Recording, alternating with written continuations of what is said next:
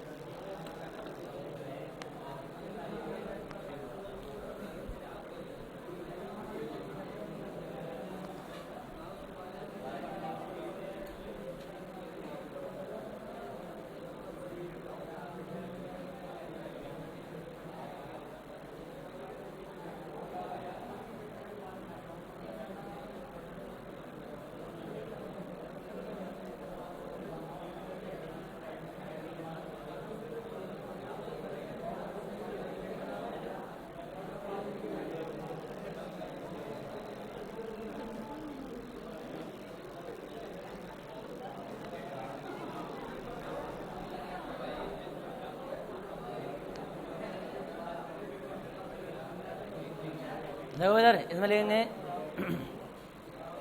माना, रुको रुको एक मिनट रुको, मान नहीं यार,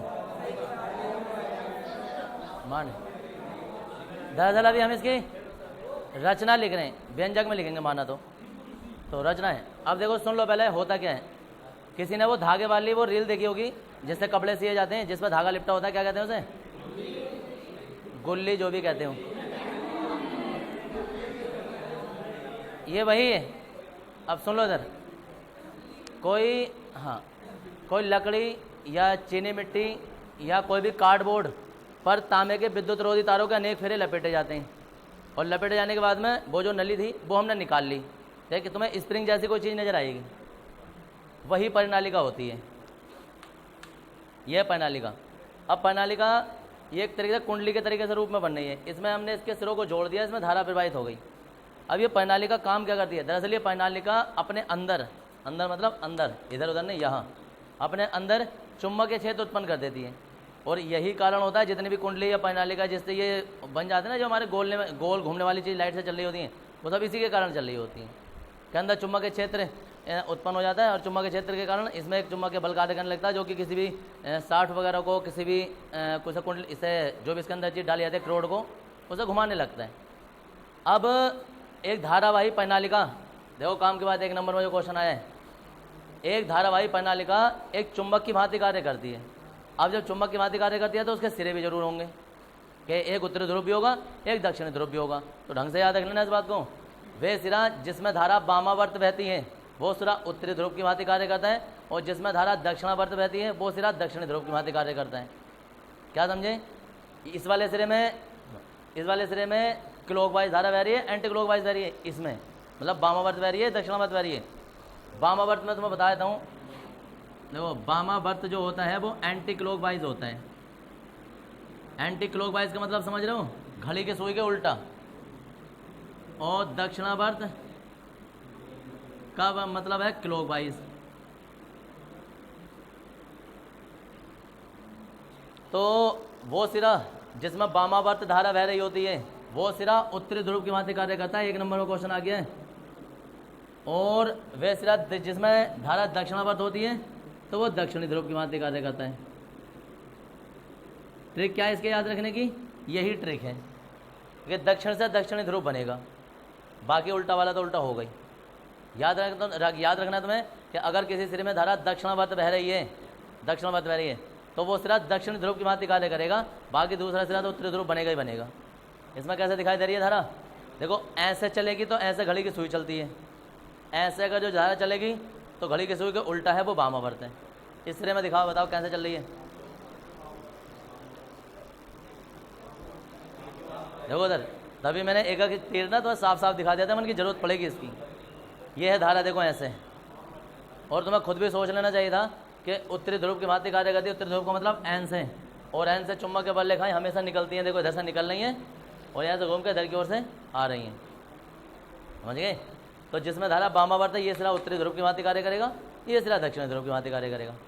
नियम क्या है चुंबक के बल लिखा होगा कि उत्तरी सिरे से हमेशा निकलती हैं और दक्षिणी सिरे की ओर हमेशा जाती हैं, उसके अंदर पहुँचती हैं।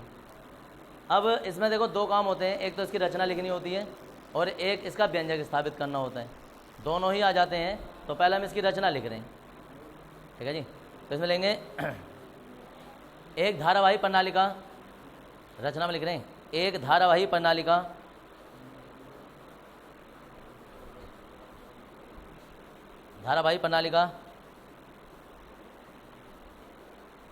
चीनी मिट्टी अब होती है, ये भी चीनी मिट्टी। अब बताऊँ तुम्हें क्या देती है? अगर किसी ने हीटर के अंदर का वो देखा हो तो जिसमें हीटर के वो एलिमेंट फंसे होते हैं। अब जिसने देखो भाई वो समझ गया। अब मैं क्या बताऊँ तुम्हें? चीनी मिट्टी या किसी कार्डबोर्ड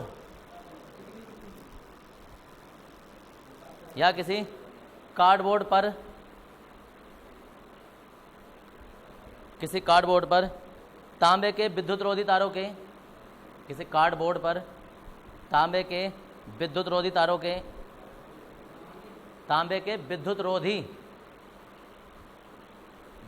तारों के अनेक फेरे लपेटकर तांबे के विद्युत रोधी तारों के अनेक फेरे लपेटकर बनाई जाती है। तांबे के विद्युत रोधी तारों के अनेक फेरे लपेटकर बनाई जाती है। धारावाही प्रणाली का पूरा सेंटेंस देखो जरा।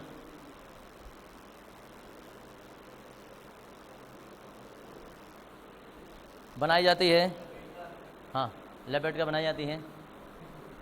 इस प्रणालिका के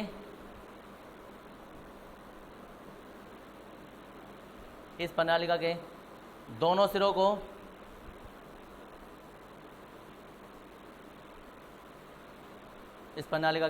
को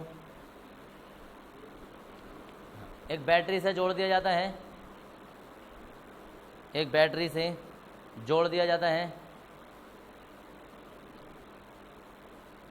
जिससे इसके भीतर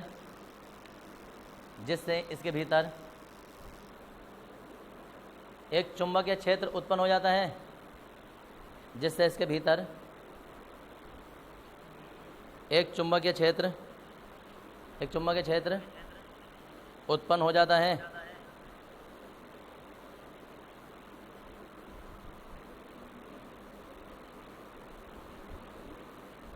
जिससे इसके भीतर एक चुंबकीय क्षेत्र उत्पन्न हो जाता है।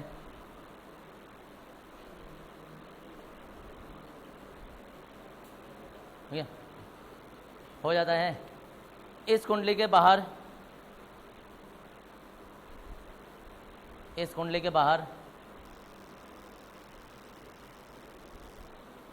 चुंबकीय क्षेत्र शून्य होता है।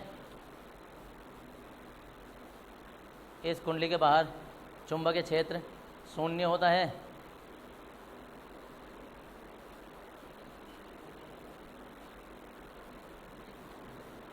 इस कुंडली के बाहर चुंबकीय क्षेत्र शून्य होता है। देखो बेटा क्या बोल रहे हैं हम। क्वेश्चन आया था कि कुंडली के बाहर या प्रणालिका के बाहर चुंबकीय क्षेत्र शून्य क्यों हो जाता है। तो शून्य होने का कारण यह है कि इसमें देखो, सोचो 1 2 3 4 5 6 7 फेरे हैं। 7 फेरे में आधा फेरा देखो, आधे फेरे में धारा जो वो एक दिशा में है और आधे फेरे में धारा विपरीत दिशा में है। समझ में आ रहा है। किसी भी फेरे में देखो, आधे फेरे में धारा ऊपर की ओर होती है, आधे फेरे में धारा की दिशा नीचे की ओर होती है, आधे में ऊपर आधे की नीचे। तो हम कहेंगे कि इस प्रणालिका के फेरों को अनेक सूक्ष्म खंडों में विभाजित किया हुआ माना जा सकता है, जिसमें आधे फेरों के कारण चुंबकीय क्षेत्र की दिशा एक ओर तथा आधे फेरों के कारण उसके विपरीत ओर होती है। अतः ये एक दूसरे को निरस्त कर देते हैं, यानी कि एक की दिशा तो ऊपर की ओर हो गई, 7 है तो 7 में से आधों की दिशा ऊपर आधों के नीचे, एक दूसरे को निरस्त कर देते हैं, जिस कारण कुंडली के इधर और इधर मतलब चारों ओर बाहर की ओर उसमें चुंबकीय क्षेत्र शून्य होता है। अगर ऐसा ना होता कि सोचो, अब कोई कहे शून्य बताना क्यों जरूरी है, क्योंकि ओस्टेट का प्रयोग ये था कि तार के तो चारों ओर चुंबकीय क्षेत्र उत्पन्न होता है। समझ गए, तार के चारों ओर होता है, लेकिन कुंडली में नहीं हो रहा है। सिंपल हो जाए। अगर किसी का कॉन्सेप्ट क्लियर नहीं है, सीधा किसी ने रटा है, तो वो उसके तो भाई साहब यहीं अलग में पूरा का पूरा अटक जाएगा कि ये क्या बवाल हो गया भाई साहब, क्या पूछ लिया। सांस नीचे का नीचे, ऊपर का ऊपर, क्यों?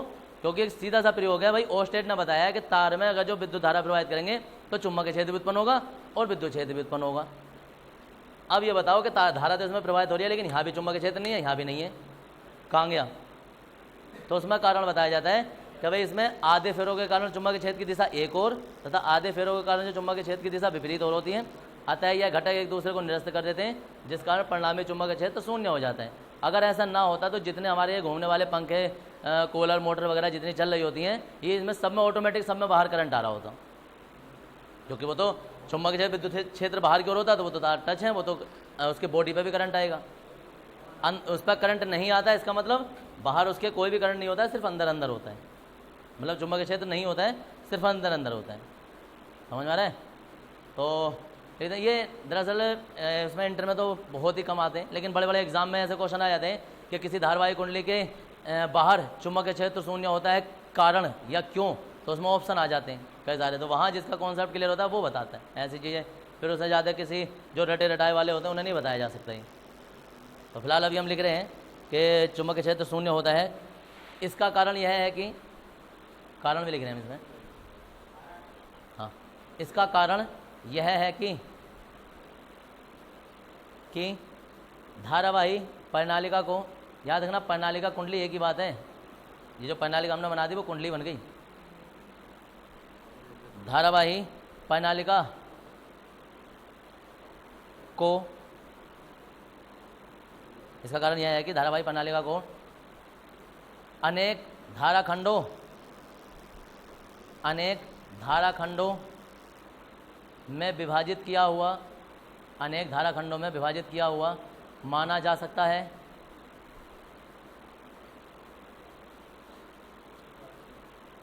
माना जा सकता है। इनमें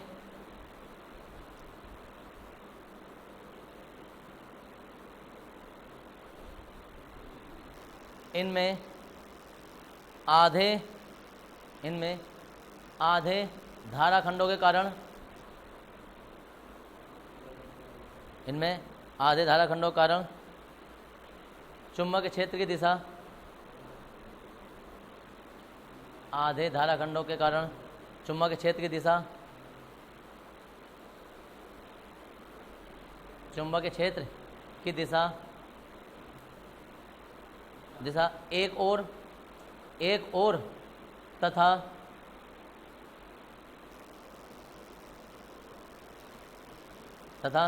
शेष धाराखंडों के कारण विपरीत ओर होती है, तथा शेष धाराखंडों के कारण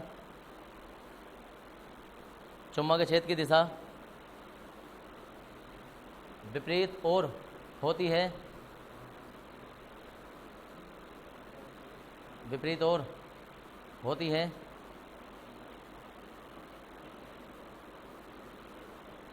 जिस कारण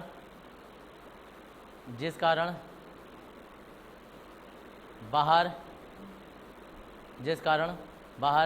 परिणामी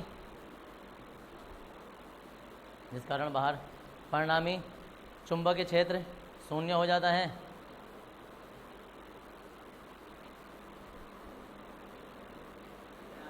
चुंबकीय क्षेत्र शून्य हो जाता है।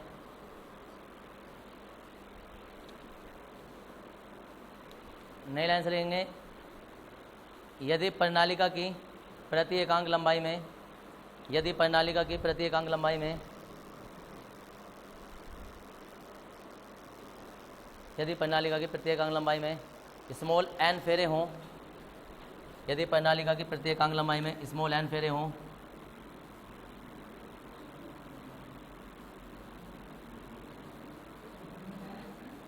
स्मॉल n फेरे हों और इसमें कैपिटल I धारा प्रवाहित होती है, और इसमें कैपिटल I धारा, स्मॉल n फेरे हों, n फेरे हों, तथा तार के प्रति एकांक लंबाई में n फेरे हों, यह है ये फेरे हों, तथा इसमें कैपिटल I धारा, तथा इसमें कैपिटल I धारा प्रवाहित होती हो, ऐसा लिख दो, होती हो, तब प्रणालिका के भीतर, तब प्रणालिका के भीतर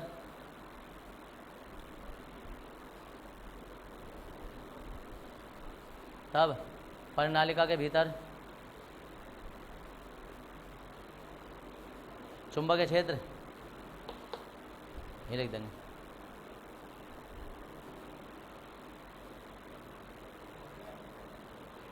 फॉर्मूला लिख दो। ये चुंबकीय क्षेत्र इतना उत्पन्न होगा, B बराबर म्यू जीरो एन आई, B बराबर म्यू जीरो एन आई।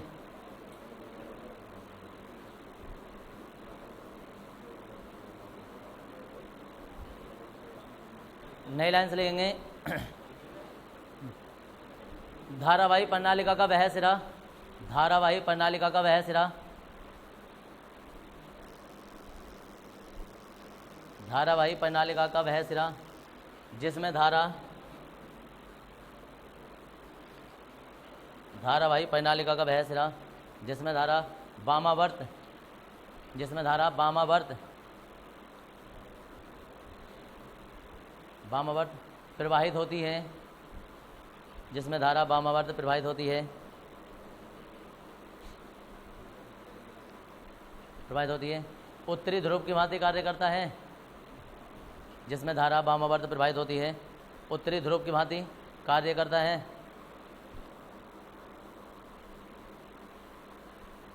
उत्तरी ध्रुव की भांति कार्य करता है। और वह सिरा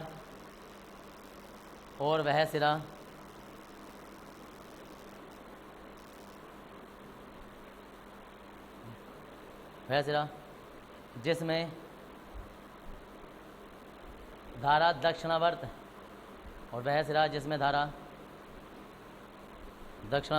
प्रवाहित होती है, जिसमें धारा दक्षिणावर्त प्रवाहित होती है।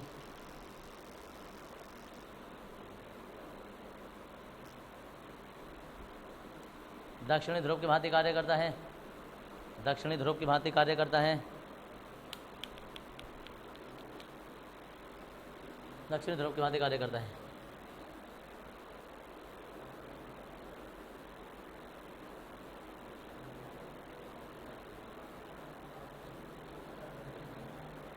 बता दक्षिण ध्रुव की भांति कार्य करता है। और यहाँ लिख देंगे व्यंजक, और व्यंजक का चित्र अब दोबारा से बनेगा, और वो ये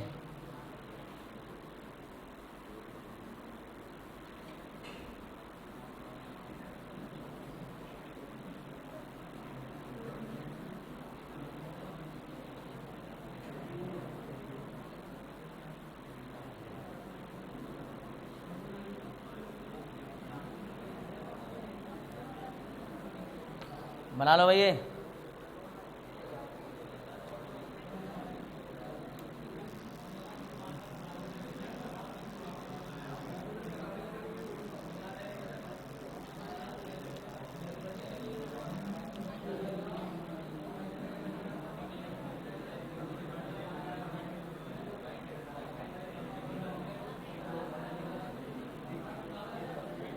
हाँ जी, याद रखना, ये जो तुम्हें पॉइंट दिखाई दे रहे हैं पॉइंट नहीं है, दरअसल ये फेरे हैं ऐसा करके। ये वाला सिरा और ये वाला सिरा दिखाई दे रहा है तुम्हें, नीचे वाला ऊपर वाला, तो ये कुंडली है, इसमें फेरे लपेटे गए हैं। हाँ, और उसमें एक बंद पथ मान लिया हमने PQRS, क्योंकि ये दरअसल तुम प्रणाली का पढ़ रहे हो लेकिन तुम्हें सही से याद नहीं आ रहा है। ये जो हम पढ़ रहे हैं ना, ये एम्पियर के नियम का अनुप्रयोग पढ़ रहे हैं, तो इसमें एम्पियर का नियम हमेशा बंद पथ में काम करेगा, खुले में नहीं करेगा, इसलिए हमने बंद पथ मान लिया इतना। चित्र बनाओ और हिंदी लिखेंगे इसकी।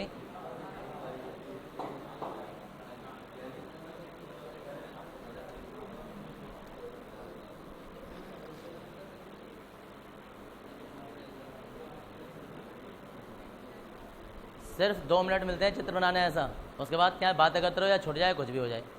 हाल दोबारा टाइम देना, कभी कोई सोचेगा रुक जाओ।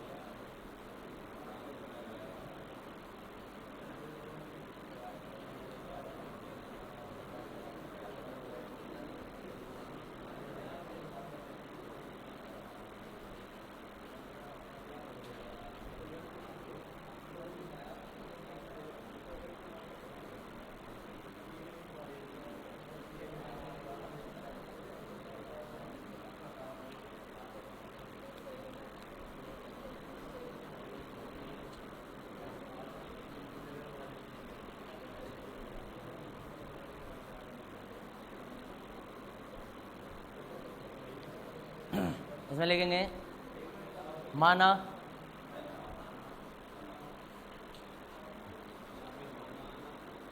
एक धारावाही प्रणाली का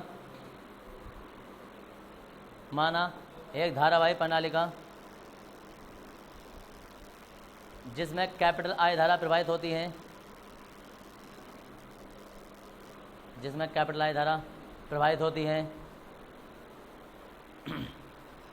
और इसके भीतर उत्पन्न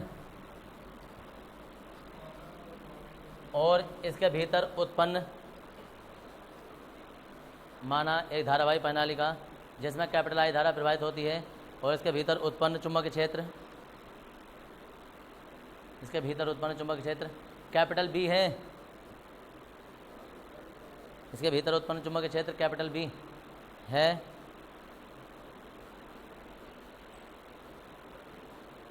बी है। इस प्रणालिका में फुल स्टॉप लगा लिखो। इस प्रणालिका में एक बंद पथ, इस प्रणालिका में एक बंद पथ PQRS, एक बंद पथ PQRS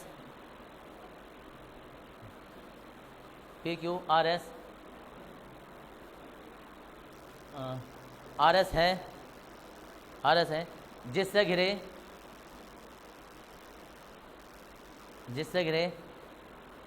चुंबकीय क्षेत्र का रेखीय समाकलन, जिससे घिरे चुंबकीय क्षेत्र का रेखीय समाकलन, जिससे घिरे चुंबकीय क्षेत्र का रेखीय समाकलन। देखो इधर एम्पियर के नियम से करेंगे हम।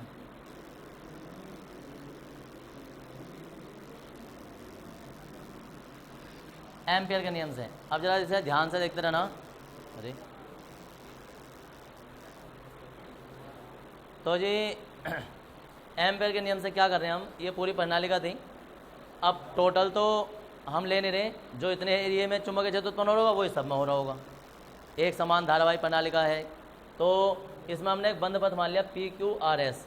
इससे घिरे चुंबकीय क्षेत्र निकाल लेंगे कितना होगा। तो इससे घिरे चुंबकीय क्षेत्र का रेखीय समाकलन हम एम्पियर के नियम से निकाल लें, और वो एम्पियर का नियम ये होगा कि B.dl और चक्रीय समाकलन होगा PQRS के अनुदिश बराबर μ0, और यहाँ लिखा जाएगा बंद पथ द्वारा घिरी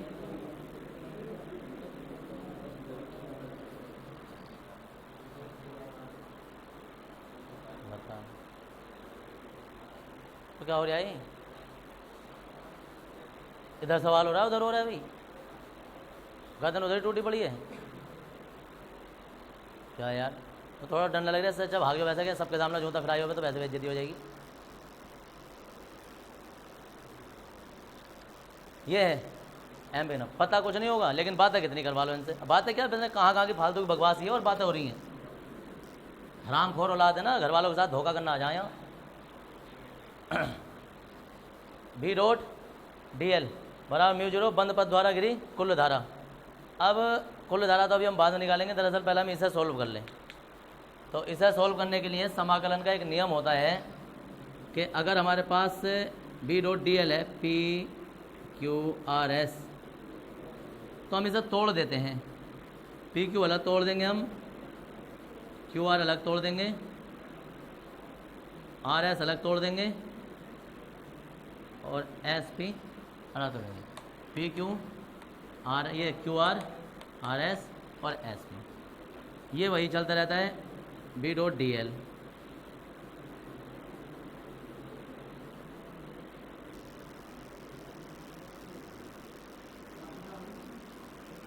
अब यहाँ से हम इसे खोलना फॉर्मूला स्टार्ट करेंगे इसका। A.B बराबर AB cos थीटा होता है, अगर वेक्टर में जैसे पता हो ये ऐसा होता ना, क्योंकि A.B बराबर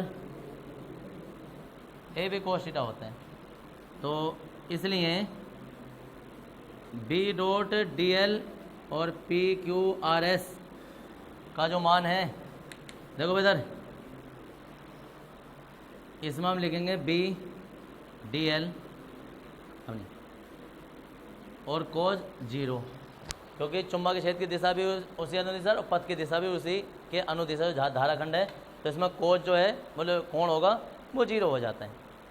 इधर आ जाते हैं, यहाँ देखो इधर चुंबकीय क्षेत्र इस दिशा में जाएगा और पथ की दिशा कैसी है, जो धाराखंड है वो ऐसे है, बीच का कोण 90।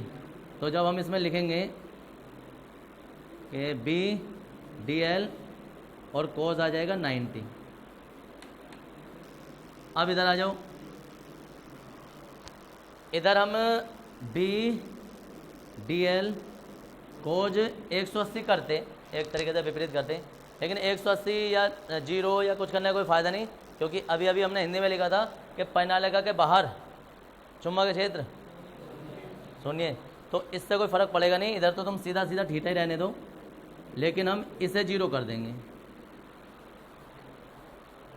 इसे जीरो कर देंगे। अब फिर वापस आ जाओ यहाँ, ये क्या है एस पी, अब इसकी दिशा कैसी हो गई बी डी एल कोस 90। चूँकि करके एक बात लिख सकते हो कि चूँकि परिनालिका के बाहर, परिनालिका के बाहर चुंबकीय क्षेत्र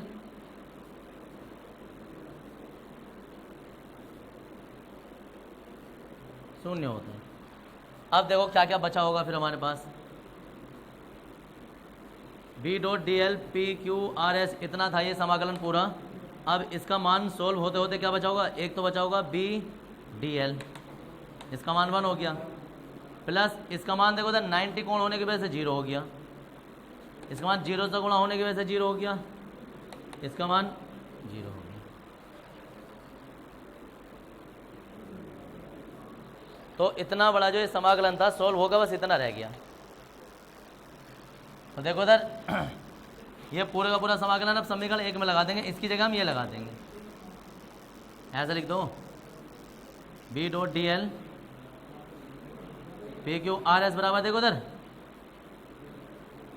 बी और ये डी एल आ जाएगा, ये आगे समीकरण नंबर 2। ढंग से समझ लेना, देख लो पहले इधर। तो ये वाला बी भी हमने बाहर ले लिया, अंदर से डी एल रहने दिया। इस सब की जगह हम ये वाला मान लगा देंगे, तो हम कहेंगे समीकरण 1 से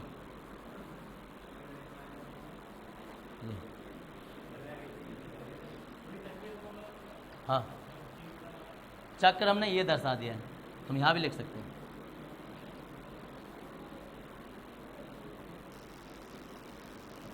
तो ये देखो इधर यहाँ आ जाता है, इस सब की जगह ये आ जाएगा बी डी एल बराबर म्यू 0 और बंद पथ द्वारा घिरी कुल धारा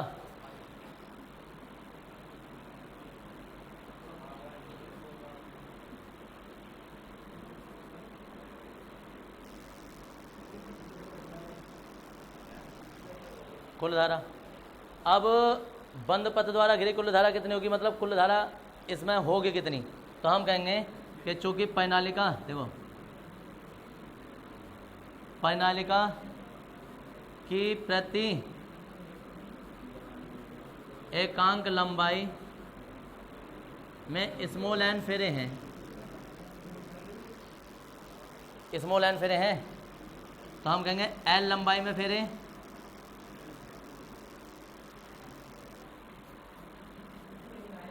एल लंबाई में फेरे कितने हो जाएंगे भाई, एक लंबाई में फेरे एन है तो एल लंबाई में एन एल। अब एन एल फेरे इतने आ गए, परिनालिका में इतने फेरे आ गए। अब इसमें जो धारा प्रवाहित हो रही होगी हम कहेंगे कि सभी फेरों में प्रवाहित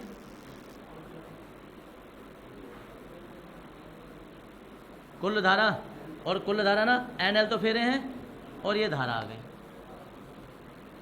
कितनी धारा इसमें ये प्रवाहित हो गई, तो बंद पथ द्वारा घिरी कुल धारा तो आ जाएगी ये। अब इसका समाकलन की बात करें, समाकलन कितना होगा, तो याद रखना है चक्रीय समाकलन नहीं है, ये नॉर्मल समाकलन है, क्योंकि ये चक्र को हमने खोल दिया था, चक्र को हमने खोल दिया है। तो जब नॉर्मल समाकलन है तो नॉर्मल समाकलन तो नॉर्मल की तरह ही होगा, डीएल है तो समाकलन करके क्या आ जाएगा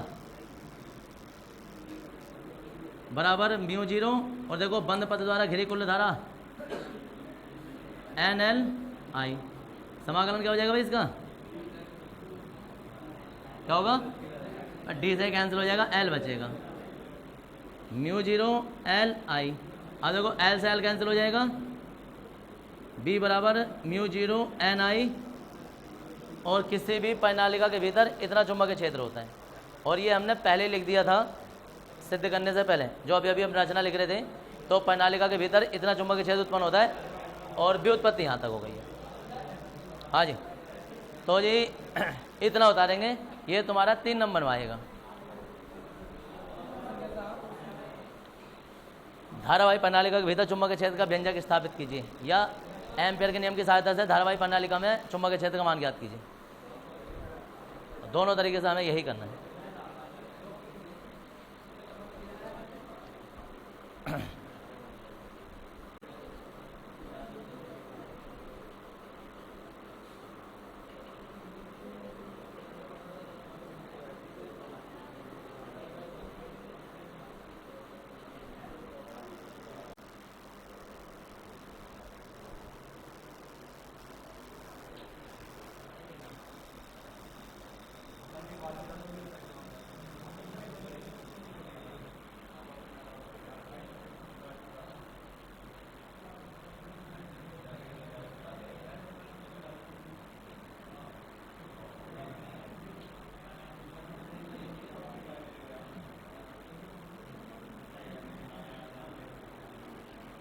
टोरॉइड के भीतर चुंबकीय क्षेत्र, और देखो कितना होता है,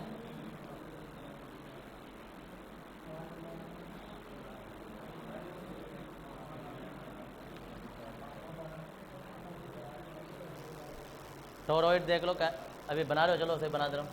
थोड़ा सा इधर भी देख लेना टोरॉइड बनता कैसे है।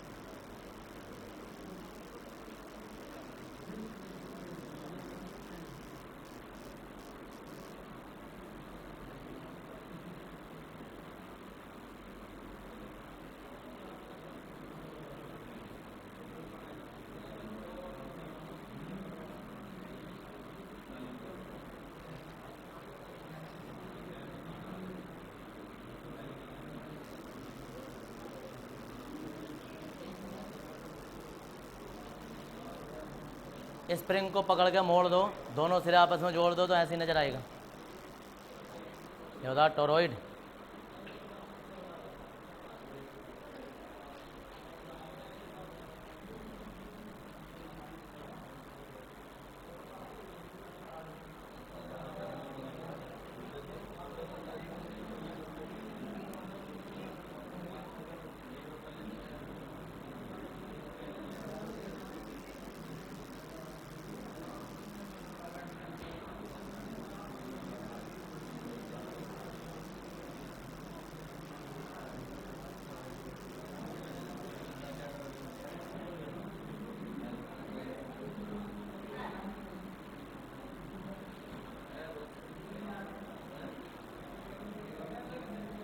हाँ जी, ये टोरॉइड की परिभाषा है कि एक टोरॉइड सिरे विहीन प्रणालिका ही होती है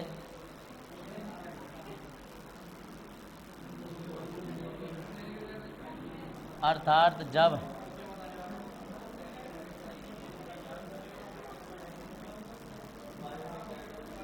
का के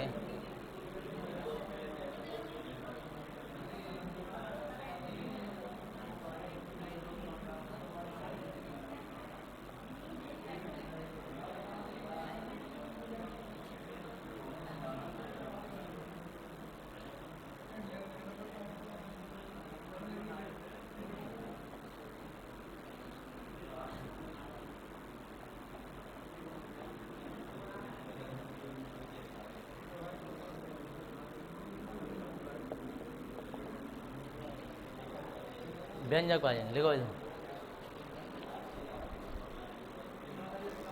हाँ जी, टोरॉइड के भीतर चुंबकीय क्षेत्र के अंदर ये हेडिंग के अंदर लिखा हुआ है।